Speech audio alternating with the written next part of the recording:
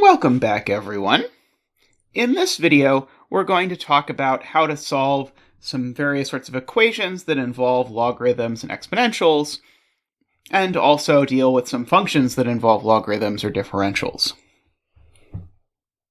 So, for example, you might come across something like this function, where we have a log base 2 of this whole thing. And then we might be asked something like, what is f of 4? And we don't need to do anything too terribly different than what we're normally used to, which is to take f of 4 is the log base 2, and I'm going to put in 4 for all the x's. So 4 squared plus 3 times 4 plus 4. Okay. And the key thing is, I need to take the log base 2 of this whole thing, because again, this is in parentheses, so everything in the parentheses gets evaluated before you think about anything outside of the parentheses. That's how order of operations works. So that means that this is log base 2 of 32. So this is asking, hey, what power of 2 is 32? As we saw last video, 32 is the fifth power of 2. And so this would be 5. We'll see various functions that combine logs and multiplication and putting functions in them and all these sorts of things as we go about the course. We're also going to look at some different kinds of equations that we can solve that involve exponentials. So for example, we might have something like 2 to the 2x plus 3 equals 64. So this is what I'll call a 2 powers equation. So on the left-hand side, I have a power of 2, but on the right-hand side, I also have something that I recognize as a power of 2.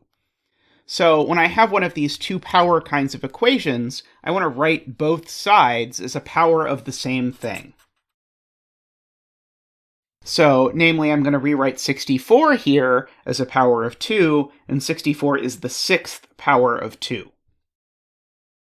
Once you've done this, once you've rewritten both sides as a power of the same thing, then you can basically just forget about the powers, because the only way 2 to the 2x plus 3 is going to equal 2 to the 6th is if 2x plus 3 is equal to 6. And then once I have this, I can solve it, so I'll get 2x is 3, so x is 3 halves. And that will be my solution to this equation. Here's another equation of a similar bent.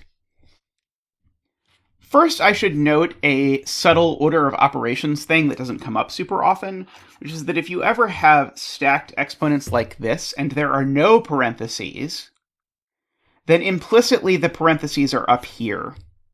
So this is 9 raised to the x squared power, not 9 to the x to the second power, because this would, by our rules of exponents, that would be 9 to the 2x. But that's not what this is. This is that. So that aside out of the way, what are we going to do here? We want to do the same thing we did in the last case, which is to write both sides here as powers of the same thing. Now, on the left-hand side, I have a 9. On the right-hand side, I have a 27. I don't really want to write 27 as a power of 9 or 9 as a power of 27. I could do that, but that's a little bit messy. But what I might recognize is actually both of these are powers of 3. So I can write this as 3 squared to the x squared equals 3 cubed. I've realized I can write 9 as 3 squared and 27 as 3 cubed. Okay, and now this is a stacked exponent. So this is now 3 to the 2x squared equals 3 cubed. And now that I have equal bases, I can just forget the bases altogether and get 2x squared equals 3, which I can solve. X squared equals 3 halves. X equals plus or minus the square root of 3 halves. And that is our solution to this question. So again, if you look at your equation, and your equation involves two sides that are powers of the same thing, or it can be written in that way, that's what you want to do. Next up, I want to talk about how to handle examples involving an e to the x. And in these examples, you're not really going to want to rewrite things in terms of powers of e because that's going to be pretty messy. So what you want to do as your first step here is solve for e to the x.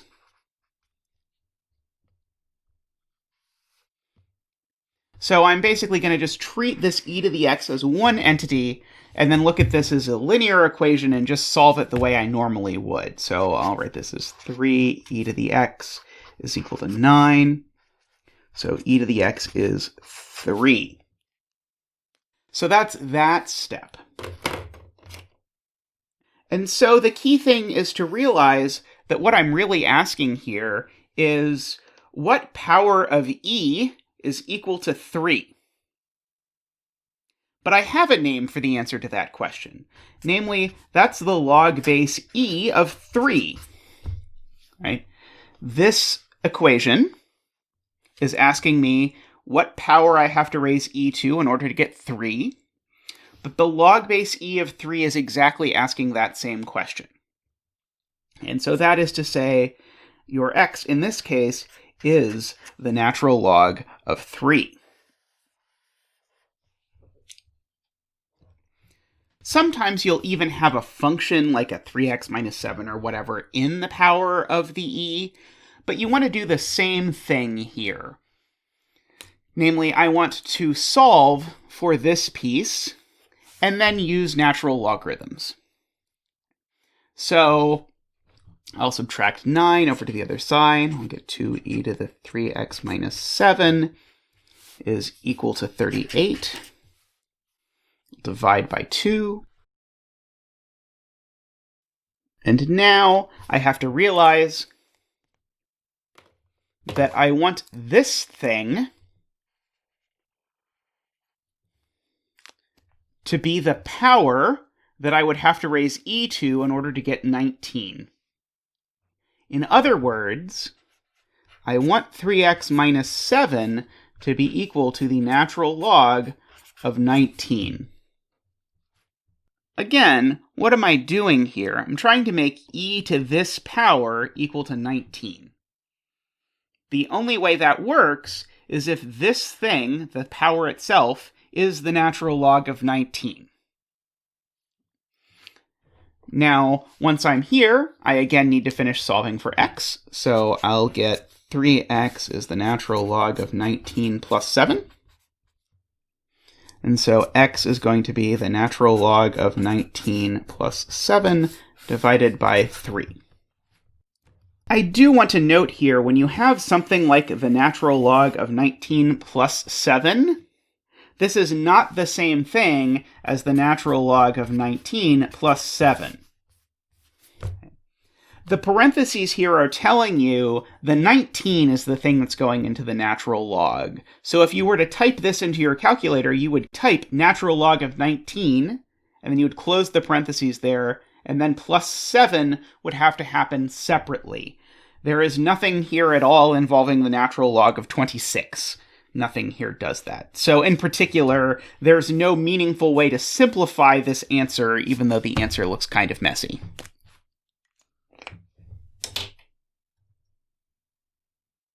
Next, I wanted to look at a couple equations that involve logs. So I'll start with solving this equation. And so, again, I think it's really helpful to translate log back to a question. And so the question, again, that's asked by the log base 2 of x is, what power of 2 is equal to x? Okay. And because this log base 2 of x is equal to 8, I know the answer, namely the 8th power. But that just tells me the answer. Because the power of 2 that's equal to x is 8. So that says 2 to the 8th is x. Which, if I just spell it out, that's x is 2 to the 8th, which happens to be 256.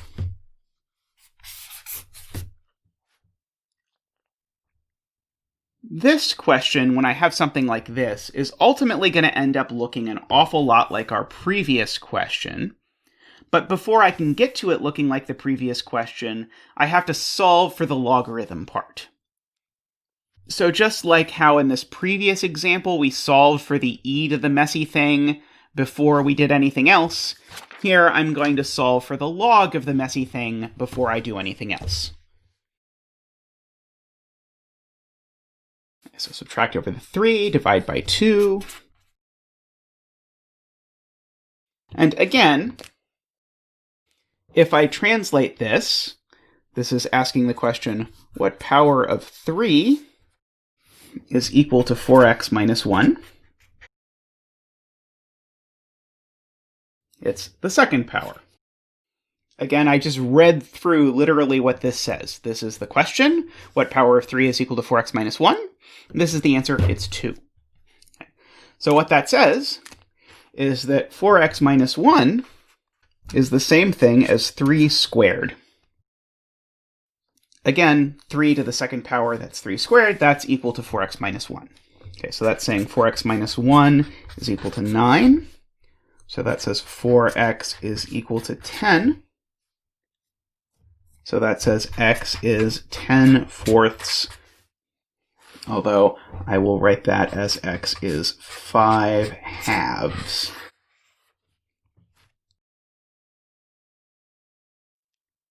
Here's a last kind of example that will show up later in the course, where we have some polynomial like an x squared or something floating around with all of these e to the x's.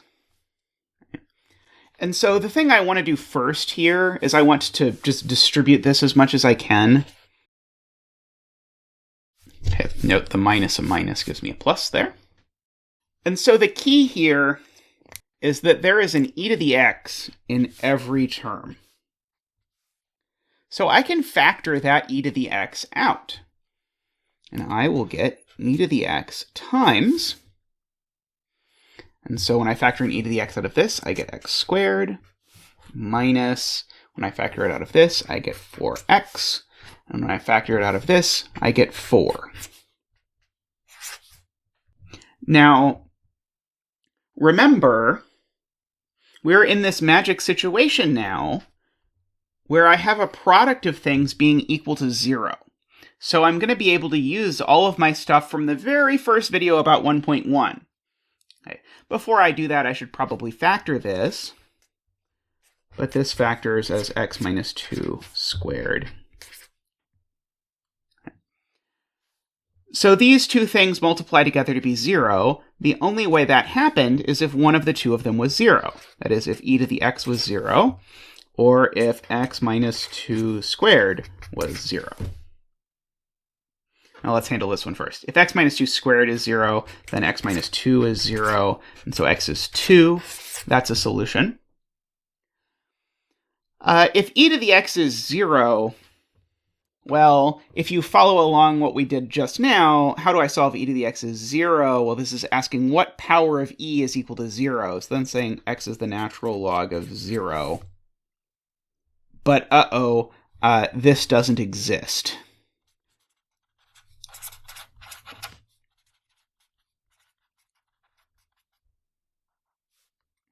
Okay, so in other words, I get no solution over here. So the only solution to this equation is x equals 2. Okay. Now, what really happened here, if you go back to this step and don't think about logarithms, what really happened here is that I was trying to solve e to the x equals 0, but I got caught up by the fact that e to the x is always strictly positive. Okay, and so in particular, it's never 0, so there's no solutions here. All right, that's it for the equations section. I want to remind you that that's also it for the Test 2 material. Reminder that Test 2 covers 1, 4, 1, 5, 1, 6, 1, 7, and 1, 8, which, just to remind you, this was the section on functions and graphs. This was the section on lines and parabolas. This was the section on functions and problems with real-world connections. This was on how to take logarithms and what the logarithm means.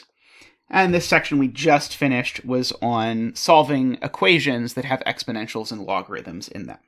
Okay. This test is going to be Friday, October 16th. It should very much in style resemble the first test.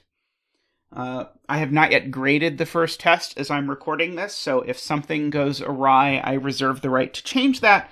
But at least as far as things are looking now, it should be very similar. I'll let you know if there are any changes. But that's it for now. I'll see you next time.